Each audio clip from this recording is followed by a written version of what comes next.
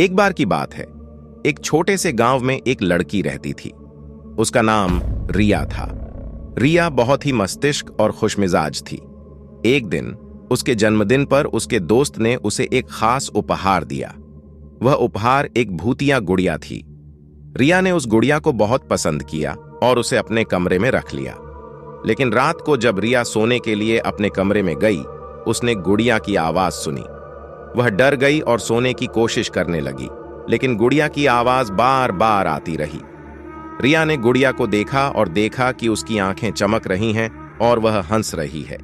रिया को बहुत डर लगा और उसने गुड़िया को बाहर फेंक दिया। लेकिन अगली रात गुड़िया फिर से रिया के कमरे में आ गई। गुड़िया अब और भी भयानक दिख रही थी। उसकी आवाज डरावनी थी और उसकी आंखें लाल थीं। रिया ने गुड़िया को फिर से बाहर फेंक दिया, लेकिन गुड़िया फिर से वापस आ गई। रिया ने अपने माता पिता को बताया, लेकिन उन्होंने उसे विश्वास नहीं किया। वे कह रहे थे कि यह सब सिर्फ रिया की कल्पना है।